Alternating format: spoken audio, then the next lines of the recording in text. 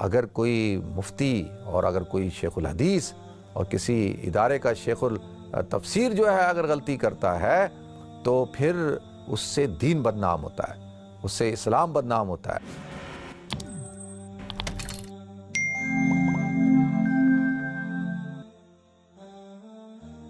والعاقبۃ للمتقین والصلاۃ والسلام علی اشرف الانبیاء والمرسلین وعلی آلہ وصحبہ اجمعین، اما بعد فاعوذ باللہ السمیع العلیم من الشیطان الرجیم، بسم اللہ الرحمن الرحیم، انا نحن نزلنا الذکر وانا لہ لحافظون، صدق اللہ العظیم۔ اللہم صلی علی محمد وعلی آل محمد کما صلیت علی ابراہیم وعلی آل ابراہیم انک حمید مجید، اللہم بارک علی محمد وعلی آل محمد کما بارکت علی ابراہیم وعلی آل ابراہیم انک حمید مجید، رب اشرح لی صدری ویسر لی امری واحلل عقدۃ من لسانی یفقہوا قولی۔ محترم ناظرین کرام، بزرگان دین اور میری عزیز ماؤں اور بہنوں بھائیوں، السلام علیکم ورحمۃ اللہ وبرکاتہ۔ ناظرین، اللہ رب العزت نے اس قرآن کو نازل کیا ہے، اللہ رب العزت کا یہ دین ہے، دین اسلام۔ دین اسلام کہتے ہی اس مذہب کو ہیں جس میں اللہ کی عبادت کی جائے اور حضور اکرم صلی اللہ علیہ وسلم کی نبوت کی گواہی دی جائے اور آپ صلی اللہ علیہ وسلم کی لائی ہوئی شریعت پر چلا جائے اور اللہ رب العزت نے جو قرآن آپ پر نازل فرمایا اس کے مطابق عمل کیا جائے، اسی کو دین کہتے ہیں۔ اور اس کی حفاظت اللہ رب العزت نے اپنے ذمہ لی ہے اور اللہ تعالیٰ نے اس کا سبب بنایا ہے علماء کرام کو۔ آپ حضرات کے سامنے علماء کے فضائل بیان کیے اور یہ حدیث بھی پیش کی کہ بھئی عالم بنے یا متعلم بنے یا مستمع بنے یا محبت کرنے والے بنے، ولا تکن خامساً، پانچویں نہ بنے، کہ علماء اور اہل علم سے اور علم سے، یعنی علماء سے بھی اور علم سے بھی آپ بغض رکھیں، اور تو اللہ کے رسول نے ارشاد فرمایا کہ تم ہلاک ہو جاؤ گے۔ تو لہذا اس حوالے سے پروگرام بھی کیا، اور پھر ایک واقعہ رونما ہوا سوشل میڈیا پہ، اس کا کافی چرچا ہوا، اتنا چرچا ہوا کہ وہ پھر ہمارے مین اسٹریم میڈیا پہ بھی آیا، اور لاہور کے ایک شیخ الحدیث تھے ان کا،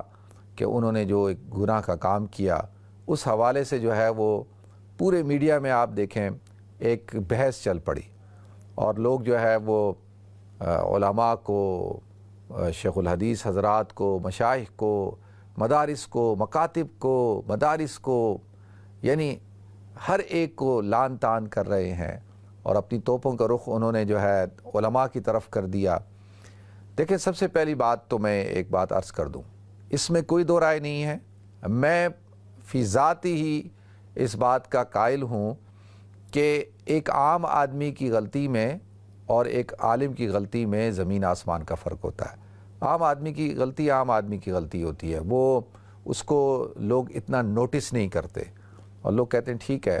یہ تو ایک عام انسان ہے، ایک ان پڑھ آدمی ہے، ایک جاہل آدمی ہے، یا ایک دنیا دار آدمی ہے، اس سے کوئی غلطی ہو گئی ہے تو وہ اس کی ذات تک ہی محدود ہوتی ہے، عام طور پہ ایسے ہی ہوتا ہے۔ لیکن اگر کسی ایک عالم سے غلطی ہو، ایک عالم ایک غلط کام کرتا ہے، گناہ کرتا ہے اور جرأت کے ساتھ کرتا ہے،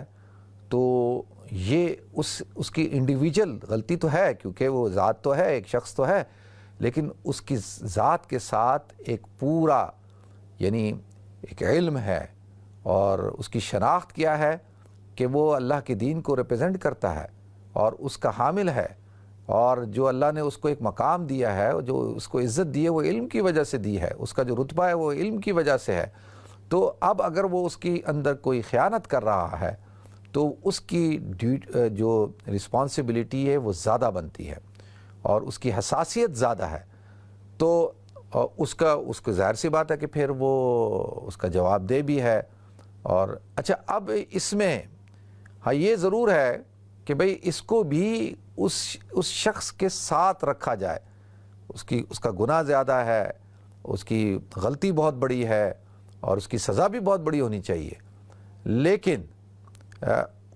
پھر بھی وہ ایک انڈیویجول ہے، وہ ایک شخص ہے۔ دیکھیں، جب کورٹ میں کسی کو پیش کیا جاتا ہے نا، کسی بھی مجرم کو، تو اس کو شروع میں کیا کہا جاتا ہے کہ ملزم کو پیش کیا جائے. اب وہ ملزم جو ہے وہ شیخ الحدیث ہو, چاہے وہ کسی پروفیسر ہو, کوئی ڈاکٹر ہو, کوئی انجینئر ہو, کوئی بزنس مین ہو, کوئی پولیٹیشین ہو, کوئی صحافی ہو, کوئی جرنل ہو, جو بھی ہے اس کو پیش کیا جاتا ہے. کہا جاتا ہے ملزم کو پیش کیا جائے. ملزم کہتے ہیں اس کو جس کے اوپر الزام لگایا گیا اور اس کی تحقیق ہوتی ہے. تحقیق ہو جانے کے بعد اگر وہ بری ہو جاتا ہے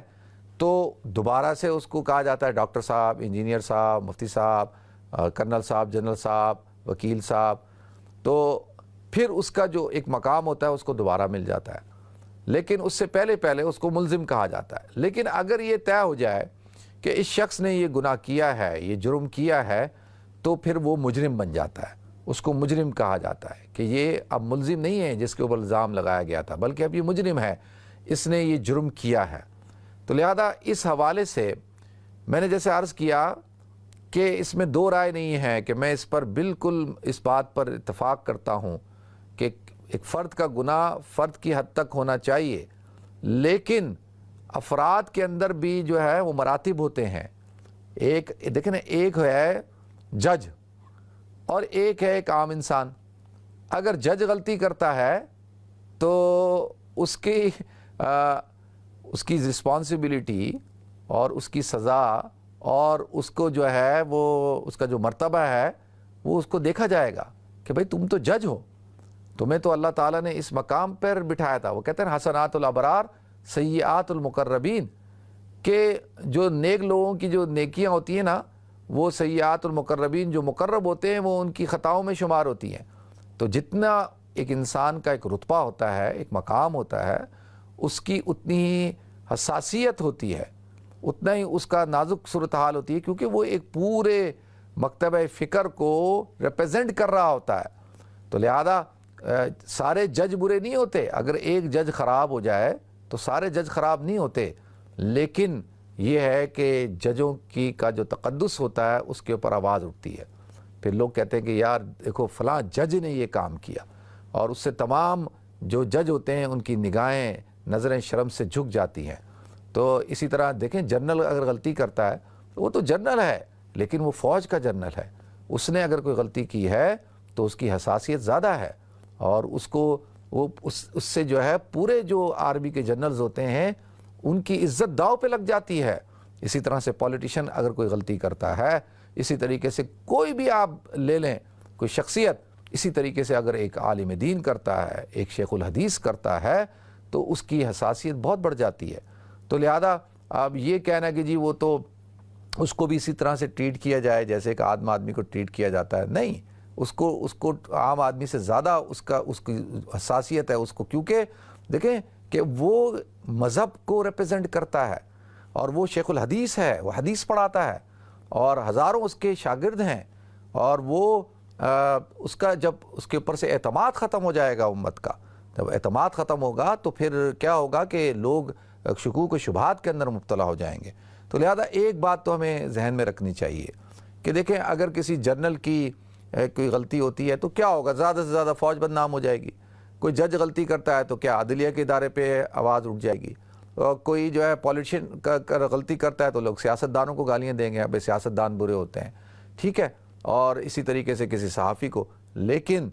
اگر کوئی مفتی اور اگر کوئی شیخ الحدیث اور کسی ادارے کا شیخ التفسیر جو ہے اگر غلطی کرتا ہے تو پھر اس سے دین بدنام ہوتا ہے, اس سے اسلام بدنام ہوتا ہے, اور اس سے جو ہے وہ اچھا اس کو پھر اس کا تقابل آپ نہیں کر سکتے. دیکھیں اگر کوئی شخص تقابل کرے, آج کے کسی عالم کا تقابل کرے صحابہ کرام سے, تو یہ کس قسم کا تقابل ہے, یہ کون سا قیاس ہے, یہ تو قیاس مال فارق ہے. کہاں صحابہ کرام کا مقام اور کہاں ان کی مقدس شخصیات اور کہاں میں اور آپ. تو ایک تو تقابل نہیں کرنا چاہیے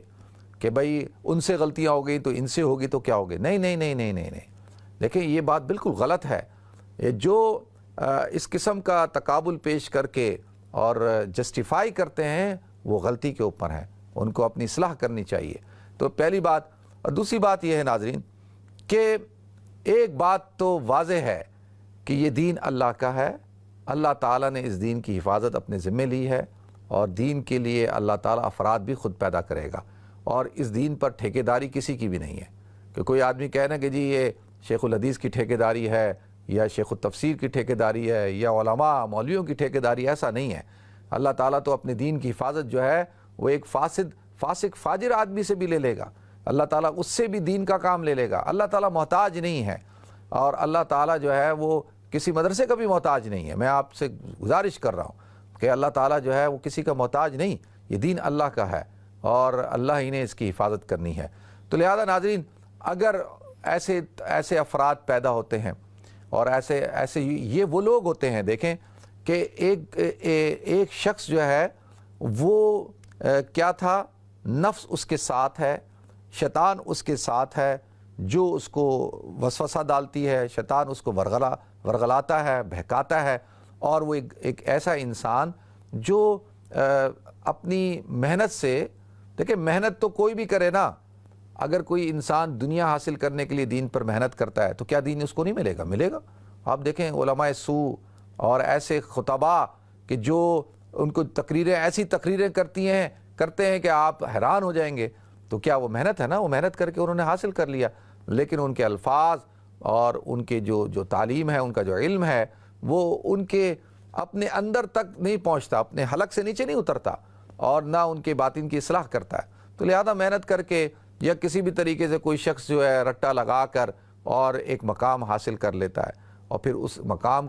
کو کیا کرتا ہے؟ غلط استعمال کرتا ہے، تو پھر اللہ تعالیٰ کی ذات بھی بیٹھی ہے۔ دیکھیں اللہ تعالیٰ جو ہے پھر ایسے لوگوں کو رسوا کر دیتا ہے جو اللہ کے دین کی رسوائی کا سبب بنتے ہیں، جو جری ہو جاتے ہیں۔ لیکن ناظرین، میں ایک پوائنٹ کی بات بتاتا ہوں۔ میری جو آج تقریر ہے نا، یہ تقریر میں نہیں کر رہا، میں اپنے جذبات آپ حضرات کے سامنے پیش کر رہا ہوں۔ تقریر تو وہ ہوتی ہے جو کسی ایک موضوع پہ ہو اور اس کے اندر آپ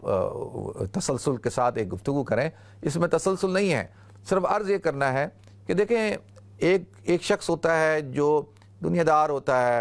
وہ کاروبار کر رہا ہے، جاب کرتا ہے، اور نہ وہ دعویٰ کرتا ہے کہ بھائی میں بڑا متقی ہوں، پرہیزگار ہوں، میں بڑا دیندار آدمی ہوں، وہ بیچارہ سادہ سا چل رہا ہوتا ہے۔ تو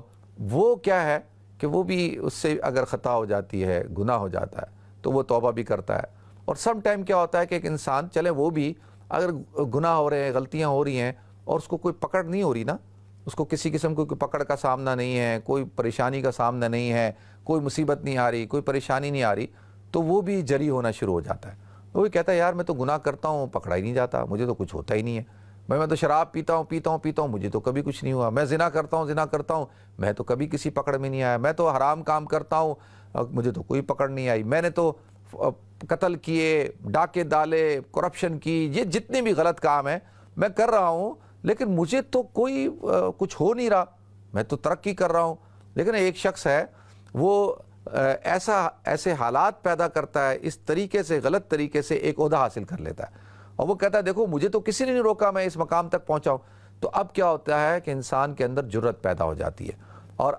ذہنی طور پر یہ سمجھ لگتا ہے یہ سب کچھ بیکار ہے، کوئی پکڑنے والا نہیں ہے، بس غلط کام کیے جاؤ، بس کوئی پکڑنے والا، اگر اللہ ہوتا تو مجھے پکڑ لیتا، اگر اللہ ہوتا تو مجھے جو ہے وہ ٹھوکر لگ جاتی، مجھے تو سخت پکڑ کا سامنا کرنا پڑتا، لیکن یہاں تو کوئی نہیں ایسی ذات۔ تو اب کیا ہوتا ہے کہ یہ اندر جو ہے یہ شخص بے دین ہونا شروع ہو جاتا ہے۔ یہ وہ ہوتا ہے کہ جو سمجھ لیں کہ وہ دہریہ ہو جاتا ہے، وہ کہتا ہے خدا ہے ہی نہیں۔ اب اس کو یہ نہیں پتا کہ اللہ تعالیٰ نے اس کو ڈھیل دی ہوئی ہے، اللہ تعالیٰ ڈھیل دیتے ہیں، کہتے ہیں کوئی بات نہیں کر، اللہ تعالیٰ اس کو ڈھیل دے رہے ہیں، اور وہ بس لگا ہوا ہے، وہ سمجھ رہا ہے بھائی میں تو میرے اختیار میں ہے سب کچھ، مجھے تو کوئی روکنے والا نہیں، اللہ نے اس کو ڈھیل دی ہوئی ہے۔ تو لہذا ایک دن پھر اللہ پکڑتا ہے نا، ان بطش ربک لشدید، اللہ کی پکڑ سخت ہے، اللہ پکڑ لیتا ہے۔ پھر ایک دن اللہ پکڑتا ہے، اللہ مہلت دیتا ہے انسان کو کہ تم غلط کام کر رہے ہو، تو دیکھو تم انسان ہونے کی ایسے سے تم نے کر لیا، ٹھیک ہے، تمہارے اندر گناہ کا جذبہ ہے، مادہ ہے، شیطان ہے، نفس ہے، تم سے غلطی ہو گئی، تم سے گناہ ہو گیا، تم توبہ کر لو، تم معافی مانگ لو، تو اللہ تعالیٰ بھی تمہیں معاف کر دے گا، اللہ تعالیٰ تمہارے ساتھ ستاری کا معاملہ کرے گا۔ لیکن جب تم جو ہے وہ جرت کر لیتے ہو نا کہ بھئی کوئی پکڑنے والا نہیں ہے، کھلم کھلا لگے ہوئے ہو، اور تو پھر اللہ کی پکڑ بڑی سخت ہوتی ہے۔ آپ اٹھا کے دیکھ لیں، ہسٹری اٹھا کر دیکھ لیں، آپ پورے قرآن کو پڑھ کے دیکھ لیں کہ اللہ نے پھر کیسے پکڑا۔ اسی طریقے سے ایک دیندار آدمی ہوتا ہے نا، ہمارے جو شیخ تھے نا حضرت مدنی صاحب رحمۃ اللہ علیہ، وہ ایک بات ارشاد کیا کرتے تھے، وہ کہتے تھے کہ دیکھو جو دنیا دار بگڑتا ہے نا تو اس کا نقصان اس کو ہوتا ہے، لیکن جو دیندار آدمی بگڑتا ہے اس کا نقصان اس کو نہیں بلکہ پوری سوسائٹی کو، پورے معاشرے کو ہوتا ہے، اور وہ اس کا بگڑنا زیادہ خطرناک ہے۔ وہ کہا کرتے تھے کہ ایک مولوی جو ہے غلط کام کرے گا تو اس کو جائز کرنے کی کوشش کرے گا، اور دنیا دار آدمی تو غلط کر رہا ہوگا، اس کے ذہن میں ہوگا ہاں میں غلط کر رہا ہوں، لیکن یہ اس کو کیا کرے گا۔ وہ کہتے ہیں نا کہ ایک گاؤں کے اندر ایک صاحب کا گدھا چوری ہو گیا۔ جب وہ گدھا چوری ہو گیا تو لوگ ڈھونڈ رہے ہیں بھائی گدھا کدھر گیا، گدھا کدھر گیا، تو پتہ چلا کہ جی گدھا جو ہے وہ گاؤں کے امام صاحب کے لڑکے نے چوری کر لیا، تو اور اس نے چوری کر کے اس کو ذبح کر کے کاٹ کے اور اس کا گوشت خود بھی کھایا، امام صاحب کو کھلایا، سب کو کھلایا۔ تو لہذا جب پہنچے جی امام صاحب کے پاس، جی آپ کے بیٹے نے گدھا، پہلے تو کہا کہ جی گدھا حلال ہے، پوچھا گدھا حلال ہے یا حرام ہے؟ انہوں نے کہا بھائی گدھا تو حرام ہے۔ تو انہوں نے کہا اچھا جی گدھا حرام ہے، تو آپ کے گھر میں اتنے دنوں سے جو گوشت پکڑا ہے یہ تو گدھے کا ہے۔ تو انہوں نے کہا ہے کون سے گدھے کا؟ کہا جی وہ گدھا چوری ہوا تھا، وہ چوری آپ کے بیٹے نے کیا، وہی پکا کے آپ کو کھلا رہا ہے۔ تو کہنے لگے آپ بتائیں کہ جی گدھا حلال ہے یا حرام ہے؟ تو انہوں نے کہا کہ نہیں اب رک جاؤ، اب یہ مسئلہ کتابی مسئلہ ہے۔ کتابی مسئلہ کیا، دیکھتے ہیں جی کتاب میں کیا لکھا ہے۔ تو کہتے ہیں گدھے کا کلر کون سا تھا؟ دیکھیں گدھا تو ایک ہی جیسا ہوتا ہے نا، مٹیالے کلر کا، اجلے کلر کا ہوتا ہے۔ تو پوچھا، انہوں نے کہا بھی اس کلر کا تھا۔ تو انہوں نے کہا دیکھو لکھا ہے کتاب کے اندر کہ مسئلہ مسالہ اجلا گدھا حلالہ، کہ اجلا گدھا جو ہے وہ حلال ہے، تو لہذا اپنی باری آئی تو اس کو حلال قرار دے دیا۔ تو اب وہ کیا کرتا ہے، دیکھیں ایک گاؤں کے اندر ایک مرغی چوری ہوئی، تو وہ ایک عورت جس کی چوری ہوئی تھی وہ کہتی تھی یا اللہ یہ مرغی کسی مولوی نے چوری نہ کی ہو۔ تو پوچھا بھائی تو کیوں کہہ رہی ہے ایسے؟ اس نے کہا میں اس لیے کہہ رہی ہوں کہ اگر عام آدمی نے چوری کی ہوگی تو وہ اس کو حرام سمجھ کے کھائے گا، مولوی نے چوری کی ہوگی تو وہ اس کو حلال سمجھ کے کھا لے گا، تو لہذا مولوی نہ کی ہو تو وہ حلال کر کے کھائے گا۔ تو لہذا اس طریقے سے یہ جو علماء سو ہوتے ہیں، دیکھیں یہ وہ بد کردار لوگ ہوتے ہیں جو مدرسوں میں داخل ہوتے ہیں۔ اس لیے تو میں عرض کرتا ہوں کہ میری باتیں آپ حضرات کو شاید سمجھ میں آئیں، اور جو حضرات سمجھ رہے ہیں وہ بالکل سمجھ رہے ہوں گے کہ یہ جو آج آپ کو صورتحال نظر آ رہی ہے نا پاکستان کے اندر، یہ جو آپ کو ہر گلی کے اندر جو ہے نکڑ پہ مسجدیں بنی ہوئی ہیں اور جو ہے وہ مکاتب بنے ہوئے ہیں، مدارس بنے ہوئے ہیں، اس کی وجہ کیا ہے؟ دیکھیں جس وقت جو ہے وہ مدارس کا قیام ہو رہا تھا نا، تو ہمارے جو اکابرین تھے انہوں نے نشاندہی کی تھی، انہوں نے کہا تھا کہ بھائی ایسا نہ ہو کہ تم جو ہے اتنے مدارس بنا لو کہ علماء کی تعداد بہت زیادہ ہو جائے، اور اس کا نتیجہ کیا نکلے گا کہ ان کے ساتھ معاش کا مسئلہ کھڑا ہو جائے گا۔ جب معاش کا مسئلہ کھڑا ہوگا تو وہ روزگار کہاں سے کمائیں گے؟ تو وہ پھر دین کو کیا کریں گے؟ استعمال کریں گے اپنی معاش کے لیے، اپنی روزگار کے لیے۔ تو جب دین روزگار بن جائے، دین جب معاش کا ذریعہ بن جائے تو اس میں خرابی پیدا ہوگی۔ پھر ان کا کہ پھر جب کثرت سے لوگ پیدا ہوں گے تو ان کی اہمیت ختم ہو جائے گی، ان کا احترام ختم ہو جائے گا، اور پھر دوسرا وہ سوسائٹی کے اوپر بوجھ بنیں گے۔ اور تیسری بات کیا تھی کہ انہوں نے کہا کہ ایک بہت بڑا طبقہ جو ہے وہ ان کے اندر شامل ہو جائے گا، اور وہ ان کا لبادہ اوڑھ کر اور اس کو اپنی دنیا کے لیے استعمال کرے گا، اور پھر وہ تقدس کا لبادہ اوڑھ لے گا۔ لیکن تقدس کا لبادہ، بہت سارے لوگ مجھے کہتے ہیں، دیکھیں میں تو بات اسٹیٹ کر رہا ہوں، اور جو میرے قریبی لوگ ہیں، جو میری مسجد کے لوگ ہیں، محلے کے لوگ ہیں، خاندان کے لوگ ہیں، یا لندن جو لوگ جانتے ہیں وہ سب جانتے ہیں، کوئی ہٹو بچوں نہیں ہے، کوئی پیری مریدی نہیں ہے، کوئی جو ہے 7 10 4 4 6 6 8 لوگ لے کے نہیں چلتا، عام انسانوں کی طرح زندگی گزارتا ہوں۔ کبھی یعنی اس بات کا دعویٰ نہیں کیا کہ جی میں بڑا متقی پرہیزگار ہوں اور بڑا تہجد گزار ہوں اور مجھ سے بڑا جو ہے وہ کرامت والا بندہ کوئی نہیں، اور میرے پاس فلاں وظیفے ہیں، میرے پاس فلاں موکل ہیں، کبھی دعویٰ نہیں کیا، اور نہ ہے حقیقت میں۔ تو یہ جو خرابی پیدا ہوتی ہے نا، وہ کیوں پیدا ہوتی ہے؟ وہ پیدا ہوتی ہے کہ جب آپ ان شخصیات کو جو ہے اپنے سروں کے اوپر بٹھا لیتے ہیں، اور ان کو آپ سمجھتے ہیں کہ یہ انسان ہی نہیں ہے۔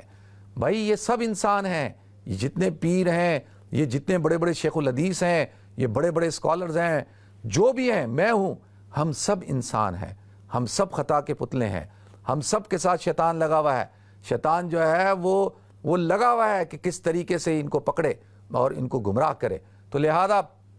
اب کیا کہ جی یہ لوگ، پھر میں جو عرض کر رہا تھا کہ یہ وہ ایک طبقہ ہوگا، وہ طبقہ جب ایک خاص مقصد کے تحت ان کے وہ مدرسوں میں داخل ہو جائیں گے، اور جب وہ مدرسوں میں داخل ہوں گے اور وہ ایک یعنی معاش بنا لیں گے، ایک روب اختیار کر لیں گے، لیکن اندر سے ہوں گے دنیا دار، اندر سے وہ کیا کر رہے ہوں گے؟ وہی کام کر رہے ہوں گے۔ تو یہ باتیں مولویوں کو، علماء کو بری لگیں گی، لیکن میں حقیقت پہ مبنی بات کر رہا ہوں۔ آج آپ مجھے بتائیں ایسی صورتحال ہے نہیں ہے کیا؟ دیکھیں، اگر کہا جاتا ہے جی ایسے کام یونیورسٹیوں میں بھی ہوتے ہیں، اور بھائی یونیورسٹی کے اندر ایک غلط کام ہو رہا ہے وہ ٹھیک ہے، لیکن کسی مدرسے کے اندر غلط کام کا ہونا زیادہ خطرناک ہے۔ اور کسی مسجد، دیکھیں ایک آدمی گناہ کرتا ہے بازار کے اندر، وہ بھی گناہ ہے، لیکن ایک آدمی اگر مسجد کے اندر گناہ کر رہا ہے تو وہ تو پھر گناہ سے بڑھ کر گناہ ہے، کیونکہ اس نے تو مسجد کے تقدس کو پامال کیا، اس نے تو اللہ کے گھر کی حرمت اور عزت کا خیال نہیں رکھا۔ ایک آدمی اگر دیکھیں بیت اللہ کے اندر گناہ کرتا ہے تو اس کا گناہ کتنا بڑا ہے، وہاں پہ جب نیکی کا ثواب 1,00,000 نمازوں کا ثواب ملتا ہے تو کیوں ملتا ہے؟ اس کے تقدس کی وجہ سے ملتا ہے۔ اسی طرح سے مسجد کی ایک حرمت ہے، مسجد کا ایک تقدس ہے، اسی طرح سے مدرسے کی ایک حرمت ہے، مدرسے کا ایک تقدس ہے۔ اگر منہ کالا کرنا ہے، گناہ کرنا ہے، تو اس کے اندر اس کے لیے مسجد ملی ہے۔ کم سے کم خدا کا خوف ہونا چاہیے۔ تو جیسے میں عرض کر رہا ہوں نا کہ ایک دیندار طبقہ ہوتا ہے نا، وہ یہ سمجھتا ہے کہ وہ اصل میں لوگوں کو تو اللہ کی طرف بلا رہا ہوتا ہے، توحید کی بات کر رہا ہوتا ہے، لیکن اندر سے وہ بالکل خالی ہوتا ہے۔ وہ سمجھتا ہے اللہ کا وجود ہی نہیں ہے، اللہ نے ڈھیل جو دی ہوئی ہوتی ہے، اللہ تعالیٰ ڈھیل دے رہے ہوتے ہیں، اللہ اس کی پردہ داری کر رہے ہوتے ہیں، اللہ کہتے ہیں کہ یہ رجوع کر لے، توبہ کر لے۔ پھر ایک وقت آتا ہے کہ جب انسان اس مقام پر پہنچ جاتا ہے جہاں سے واپسی نہ ہو، تو پھر اللہ تعالیٰ اس کو رسوا کر دیتا ہے۔ اللہ تعالیٰ کیونکہ اس نے اللہ کے دین کو رسوا کیا تو اللہ اس کو رسوا کر دیتا ہے، تو وہ اللہ اس کو مثال بنا دیتا ہے۔ تو لہذا یہ بڑا سینسٹیو معاملہ ہے۔ اللہ تعالیٰ نے اس دین کی حفاظت اللہ نے کرنی ہے، تو اللہ تعالیٰ ہی نے ذریعہ بنایا ہے۔ تو اس کا حقیقت یعنی ایک تو پہلو میں نے یہ بیان کیا، دوسرا یہ ہے خدارا کہ ایک ڈاکٹر اگر غلط کام کرتا ہے تو سارے ڈاکٹر غلط نہیں ہو جاتے۔ اگر ایک جج نے غلط کام کیا تو سارے جج جو ہے وہ کرپٹ نہیں ہوتے۔ ایک فوجی جنرل عامر ہے، اگر اس نے تختہ الٹا، اگر اس نے ہزاروں لوگوں کو قتل کیا تو اس کا مطلب نہیں ہے کہ ہر فوجی جنرل جو ہے وہ اسی سوچ کا حامل ہے۔ اسی طریقے سے اگر ایک شیخ الحدیث، ایک مفتی نے، ایک مولوی نے، ایک مسجد کے امام نے اگر یہ غلط کام کیا ہے تو اس کا مطلب یہ نہیں ہے کہ تمام کے تمام جو علماء، تمام کے تمام مشائخ جو ہے وہ غلط ہو گئے۔ میں آپ کو قسم کھا کر کہتا ہوں کہ ہمارے جو شیخ تھے حضرت مولانا یحییٰ مدنی صاحب رحمۃ اللہ علیہ، حضرت مولانا یوسف لدھیانوی شہید رحمۃ اللہ علیہ، حضرت مفتی نظام الدین شامزئی رحمۃ اللہ علیہ، ڈاکٹر حبیب اللہ مختار صاحب، ابھی الحمدللہ ڈاکٹر عبدالرزاق اسکندر صاحب جو حیات ہیں، بیمار ہیں، وہ جتنے ہمارے شیخ تھے، مشائخ تھے، یہ بالکل سادہ زندگی گزارتے تھے۔ حضرت مولانا یوسف لدھیانوی صاحب رحمۃ اللہ علیہ عام زندگی گزارتے تھے۔ وہ کوئی نہیں اپنا تقدس اور جو ہے کوئی 10 مریدین ہیں اور ان کے پاؤں دبا رہے ہیں، ان کا سر دبا رہے ہیں، نہیں، بالکل سادہ زندگی گزارتے تھے۔ اتنا بڑا عالم دین، اور ان کو ہرگز یہ بات پسند نہیں تھی کہ میرے ساتھ جو ہے 20 لوگ چلیں، اور میرے ساتھ جو ہے 10 گاڑیاں چلیں، اور میرے ساتھ جو ہے اتنے مجمع چلے، تو وہ ہرگز اس چیز کو پسند نہیں کرتے تھے۔ تو لہذا وہ تو سادہ لوگ تھے، اور ایسے الحمدللہ ہزاروں لاکھوں علماء، مشائخ، شیخ الحدیث اور جو اللہ کے ولی جو ہیں وہ مسجدوں کے اندر، خانقاہوں کے اندر اور مدارس کے اندر بیٹھے ہوئے اللہ کے دین کی خدمت کر رہے ہیں۔ اللہ تعالیٰ ان سے دین کی خدمت لے رہا ہے۔ کچھ شیطان صفت لوگ ہیں جو بہروپیے ہیں، اور انہیں ایک روپ دھار کے وہ ان کے اندر شامل ہو گیا، اور پھر وہ ایسے کام کرتے ہیں جس کی وجہ سے یہ طبقہ جو ہے بدنام ہوتا ہے۔ اور لہذا ہمیں صرف یہ گزارش میں کر رہا ہوں کہ ایک فرد تھا، اس کا غلط کام تھا، اس نے کیا، اس کی وجہ سے یہ نہ ہو کہ آپ ہر عالم کو اسی نگاہ سے دیکھنا شروع کر دیں، ہر مولوی کو اسی نگاہ سے دیکھنا شروع کر دیں، ہر مفتی کو آپ اسی نگاہ سے دیکھنا شروع کر دیں کہ بھئی یہی ہے، بھئی ڈاکٹر نے غلط کام کیا تو یہ تھوڑی سارے ڈاکٹر غلط ہیں۔ ایک ڈاکٹر اگر جو ہے گردہ چوری کرتا ہے، کڈنی نکال کے بھیج دیتا ہے، تو کیا سارے ڈاکٹر ایسے کرتے ہیں؟ تو یہ ایسا نہیں ہے، اچھے ڈاکٹر بھی ہیں، اچھے ہر طبقے کے اندر افراد ہیں، اور اللہ تعالیٰ حفاظت فرمائے ہم سب کی، علماء کی، مشائخ کی زیادہ حفاظت فرمائے، اور اللہ تعالیٰ سب کی حفاظت فرمائے۔ اللہ تعالیٰ اپنی دین کی حفاظت کا ذریعہ بنائے۔ اللہ تعالیٰ، اب جب ہم یہ کہتے ہیں نا کہ اللہ تو ستاری کا معاملہ فرما، لوگ مذاق بنا رہے ہیں، کہتے ہیں تم دعا اس لیے کرتے ہو کہ تم لوگ خود گناہگار ہو، تم یہ کام کرتے ہو. تو دیکھیں یہ تو انتہا تک ہم پہنچ کے. اللہ تعالی ہم سب کو عمل کرنے کی توفیق عطا فرمائے. وآخر دعوانا ان الحمد للہ رب العالمین.